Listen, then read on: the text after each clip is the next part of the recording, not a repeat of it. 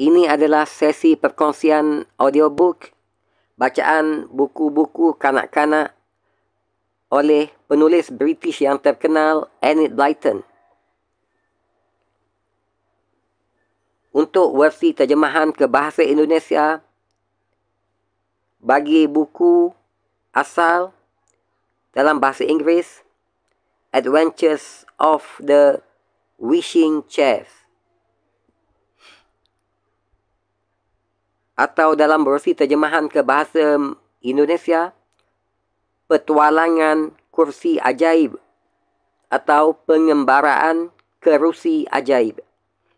Ini adalah sesi perkongsian audiobook yang ke-5 daripada 26 sesi perkongsian keseluruhannya. Mari sama-sama kita teruskan mengikuti keseruan pengembaraan Peter dan Molly dan dalam petualangan kursi ajaib ini.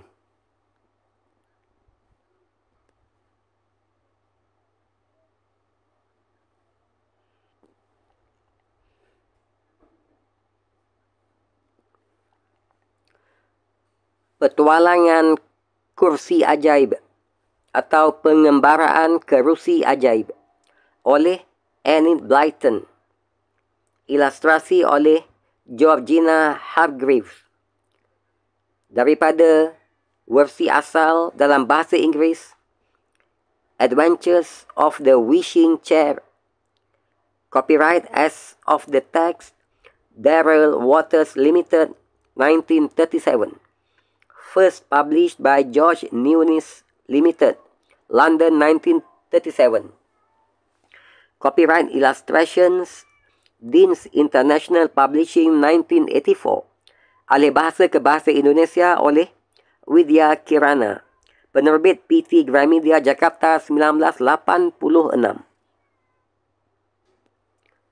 Berikut adalah daftar isi kandungan. Bab 1, toko barang antik yang aneh. Bab 2, istana raksasa. Bab 3, orang-orang kerdil yang jahil. Bab 4, ho-ho si tukang sihir. Bab 5, Chinky hilang.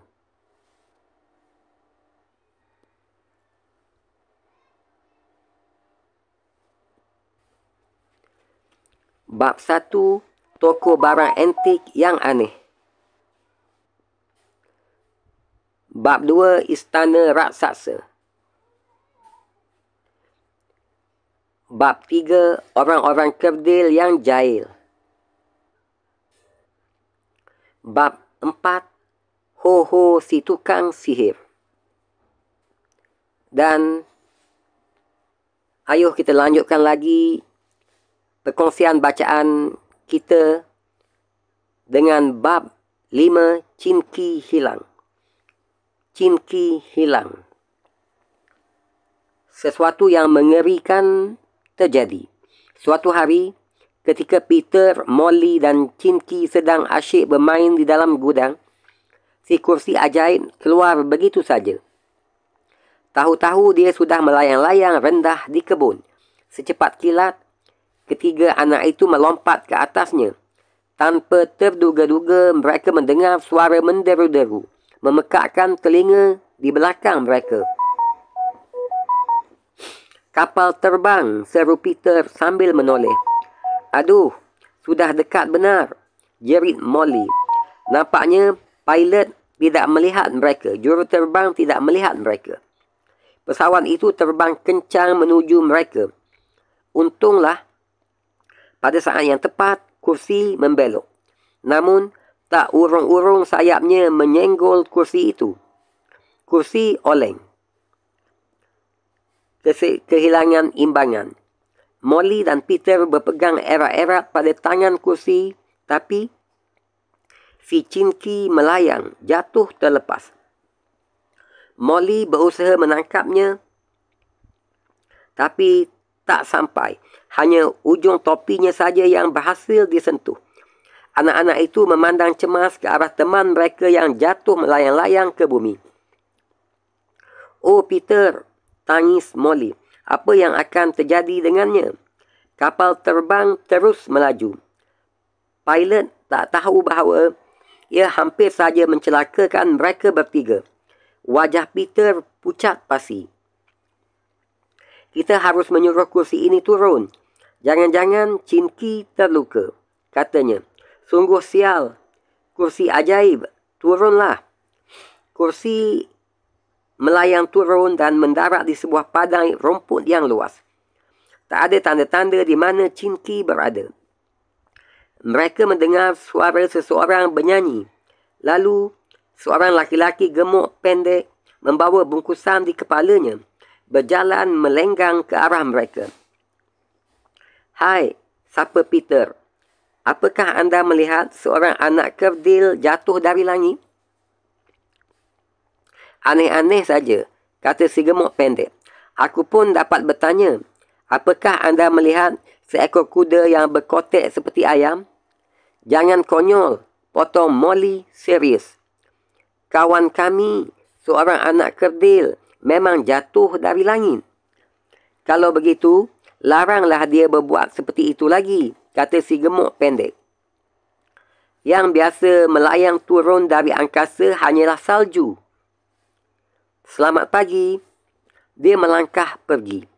Bungkusannya bergerak-gerak di atas kepalanya. Kedua anak itu marah. "Terlalu. Menganggap kita ini pembual saja," kata Molly sengit. Dia hampir menangis. "Hai, tunggu sebentar. Ada orang datang," kata Peter. Kali ini seorang wanita, juga gemuk pendek, juga membawa bungkusan di kepalanya. Dia berhenti ketika melihat anak-anak itu. "Apakah anda melihat seorang anak kecil jatuh dari langit?" tanya Peter. "Tidak. Kalian melihat ya?" jawabnya balik bertanya. "Tentu," tukas Molly jengkel. "Bohong," kata wanita itu. "Salju yang turun dari langit." "Otak mereka penuh salju," kata Peter, ketika wanita itu berlalu sambil terus menyanyi. "Jangan menangis, Molly. Yuk, kita cari sama-sama. Tadi kan jatuhnya di sekitar sini. Kita gotong kursi ini berdua. Kalau perlu kita gunakan." "Aku tak percaya pada orang-orang tolol ini." Mereka sampai ke pasar. Di sana banyak orang. Laki-laki, perempuan, semuanya gemuk dan pendek. Mereka menyanyi gembira, membawa bungkusan atau belanjaan di atas kepala mereka. Seorang pegawai pamung praja berkeliling pasar sambil membunyikan keliningan dan berteriak-teriak. "Oh yes, oh yes, Nyonya Apple bundar kehilangan kacamata. Oh yes, oh yes." Kemudian Peter mendapat akal. "Molly, yuk kita minta tolong pegawai pamung praja untuk mengumumkan hilangnya Chinky. Kita sediakan hadiah untuk yang menemukannya. Pasti ada yang melihatnya jatuh di sekitar sini." Tak lama kemudian, si pegawai pamung praja berteriak, "Oh yes, oh yes, sebuah hadiah menarik untuk yang menemukan."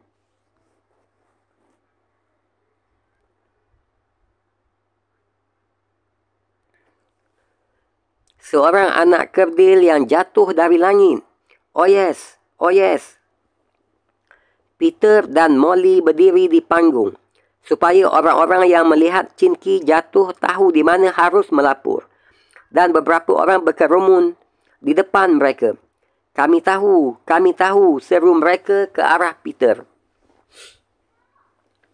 "Di mana kau lihat dia?" tanya Peter pada laki-laki yang paling dekat dengannya. "Tuan, aku melihat segumpal salju jatuh di padang bunga jingga," katanya.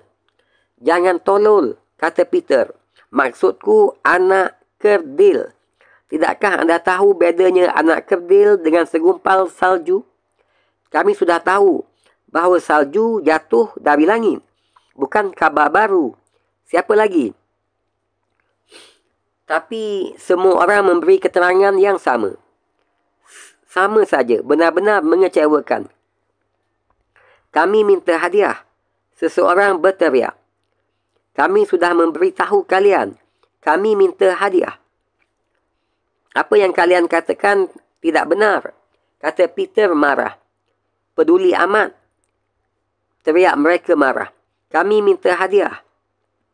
Lucu sekali mereka itu. Tubuh-tubuh gemuk pendek bergoyang-goyang. Sementara di kepala mereka, bungkusan dan belanjaan ikut bergoyang. Mereka menyerbu ke panggung. Molly dan Peter ketakutan. Hati-hati, Molly, kata Peter. Ayo, kita pergi. Orang-orang ini tak tahu bedanya anak kerdil dengan segumpal salju. Dan mereka semua minta hadiah. Naik ke kursi, Molly. Kursi, bawa kami pulang, perintah Peter. Anehnya, si kursi tidak langsung melesat tinggi, tapi malahan melayang rendah di atas kepala orang-orang itu. Dengan kakinya, disepaknya bungkusan dan belanjaan dari kepala mereka. Oh, betapa marahnya orang-orang gemuk itu. Tapi Molly justru menangis. Mengapa menangis? Tanya Peter sambil menghapus air mata Molly. Chinky, esak Molly. Aku sayang padanya. Aku akan merasa kehilangan dia. Mata Peter pun berkaca-kaca. Yah, dia sahabat yang menyenangkan. Kasihan Chinky. Kursi melayang pulang. Petualangan tanpa Chinky takkan menarik lagi, kata Molly. Mengapa tidak? Tanya sebuah suara riang. Kedua anak itu menoleh. Dan mereka melihat Chinky duduk di lantai gudang sambil membaca buku. Chinky, kami kira kau hilang waktu jatuh tadi, seru Molly sambil memeluknya. Aduh, jangan keras-keras. Tulangku mahu patah, kata Chinky tersenyum senang. Aku sama sekali tak luka. Aku mengubah diriku menjadi segumpal salju dan jatuh di padang bunga jingga. Lalu naik bas kemari. Rasanya lama sekali aku menunggu kalian. Segumpal salju? Tanya Peter. Lalu, jadi benar apa yang mereka katakan? Gumamnya lambat-lambat. Diceritakannya pengalamannya. Dan Chinky tertawa terpingkal-pingkal sampai sakit perutnya. Wah, kalau saja aku tadi di sana, katanya. Sampai ketemu lagi di dalam perkongsian petualangan seterusnya, iaitu untuk bab 6, Negeri Mimpi. Negeri Mimpi. Terima kasih di atas kesudian mengikuti sesi-sesi perkongsian audiobook bacaan buku kanak-kanak oleh Enid Blyton ini. Sehingga bertemu lagi dalam sesi perkongsian selanjutnya, insya-Allah.